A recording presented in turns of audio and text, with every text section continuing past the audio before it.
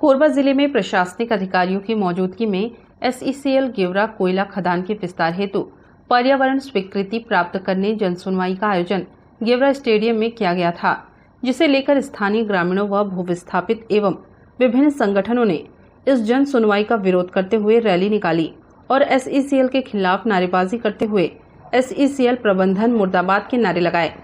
गौरतलब है कि गेवरा ओपन कास्ट कोयला खदान परियोजना की क्षमता 49 मिलियन टन वार्षिक से बढ़ाकर 70 मिलियन टन किया जा रहा है, जिसके कारण इस परियोजना का रकबा 4184.486 हेक्टेयर से बढ़ाकर 4781.798 किया जाना प्रस्तावित है और जिसकी पर्यावरण स्वीकृति प्राप्त करने के उद्देश्य से यह जन सुनवाई आयोजित की गई। इस जन सुनवाई का विरोध करते हुए भूविस्थापितों ने आरोप लगाया है कि यह जन सुनवाई वास्तविक तथ्यों को छुपाकर गलत आंकड़े पेश कर तथा आम जन को गुमराह करते हुए की जा रही है। पूर्व में भी SECL द्वारा किसानों की जमीन खदान खोलने के लिए अधिग्रहित की गई थी, लेकिन 40 साल बीत जाने के बाद भी भूविस्थापित रोजगार बसाहट के लिए दर दर की ठोकरें खा रहे हैं और अपने अधिकारों को पाने के लिए लंबी लड़ाई लड़ रहे हैं। जन सुनवाई के दौरान विभिन्न भूविस्थापितों का दर्द झलका और उन्होंने SECL गेवरा की पर्यावरणीय जन सुनवाई में आपत्ति दर्ज कराते हुए खदान क्षेत्र अंतर्गत सड़कों व पर्यावरण प्रदूषण की समस्या सहित भू विस्थापितों को समय पर नौकरी व रोजगार न देने, पुनर्वास बसाहटों में SECL के अधिकारियों द्वारा अनदेखी करने का आरोप लगाया।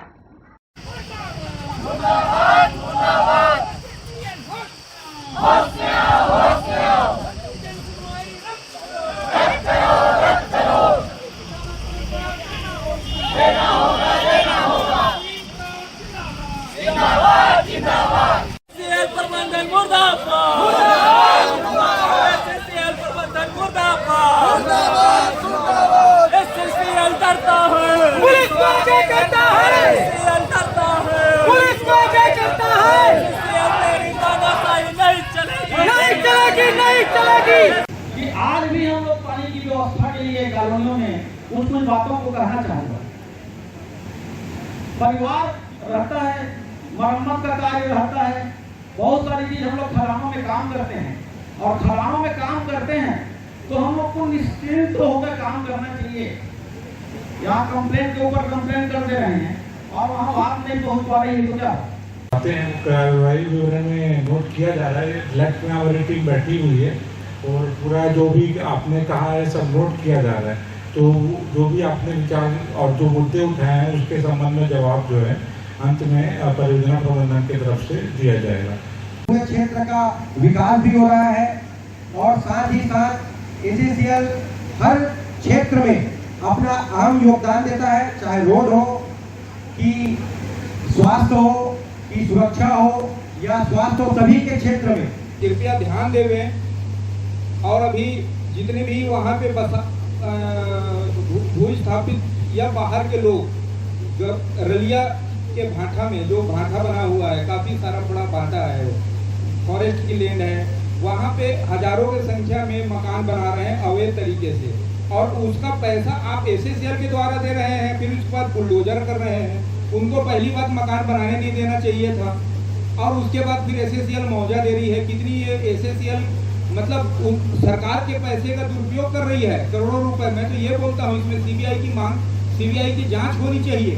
इस क्षेत्र के जो समस्याएं, उन समस्याओं को रखते हुए इस बात पर जो जोर देना चाहता हूं कि जब पुराने जो फेस है, जो पुराने जो एरिया है, वहां पर जो वादे किए गए थे, वहां पर जो बातें कही गई थी, जो विकास के बारे में कहा गया था, उसे ही पूरा नहीं किया गया। जो पर्यावरण संरक्षण के बारे में जो बात कही जाती रही है, उसकी धज्जियां यहाँ पर उड़ाई जा रही है। और ऐसी परिस्थिति में जो 52 मिलियन टन से 70 मिलियन टन का जो जन सुनवाई रखा गया है, उस जन सुनवाई का क्षमता विस्तार का मैं पुरजोर तरीके से विरोध प्रकट करता हूँ। जकड़ रहा है, उसको अस्थमा की बीमारी हो रही है, आए दिन हार्ट अटैक से लोग यहाँ मृत हो रहे हैं और भी नाना प्रकार की बीमारियों से यहाँ के लोग शिकार हो रहे हैं। लेकिन यहाँ का जो पर्यावरण विभाग है वह केवल और केवल खाना पूर्ति करके कागजों में दौड़ा करके और अपनी तीसरी कर ले रहा है। अगर वास्तव में पर्यावरण विभाग जिम्मेदारी पूर्वक अपना काम करे तो ऐसा एक भी कल कारखाना या उद्योग यहाँ नहीं है जो अपने निर्धारित मानकों को पूरा करके और यहाँ काम कर रहा हो। इसलिए मैं पर्यावरण विभाग के नुमाइंदों को विशेष रूप से यह कहना चाहूंगा कि अगर आप अपनी जिम्मेदारियों का निर्वहन ठीक से नहीं कर सक रहे तो कम से कम 50% तो अपनी जिम्मेदारियों का निर्वहन कीजिए। देखिए, अभी जो ये जन सुनवाई हो रही है वो जन सुनवाई पहले 50 मिलियन 52 मिलियन टन था और आने वाले वक्त में उसको 70 मिलियन टन करना है। कहा जाता है कि देश के विकास और ऊर्जा की पूर्ति के लिए ये कोयला की आपूर्ति जरूरी है। पर मैं देखता हूं कि यहाँ जिन चीजों को मानव मूल्यों को ताक में रखकर इस तरह का विकास किया जाना है तो ऐसा नहीं होना चाहिए। सब चीजों को बैलेंस करना चाहिए। जैसे इस क्षेत्र में पर्यावरण की जो स्थितियां हैं उनको सुधारी जानी चाहिए। अब जिस तरह बेतरतीब तरीके से ट्रकें सड़कों पे दौड़ रही है और जिस तरह एक्सीडेंटें हो रही है बहुत ज्यादा, उन सड़कों का विस्तार होना चाहिए। मेरा कहना यह है कि अगर विस्तार कर रहे हैं तो करें, मगर व्यवस्थाओं के साथ विकास करें। अच्छी हॉस्पिटल की व्यवस्था करनी चाहिए ताकि लोगों को जो बीमारियां हो रही है बीमारी से बचाया जा सके।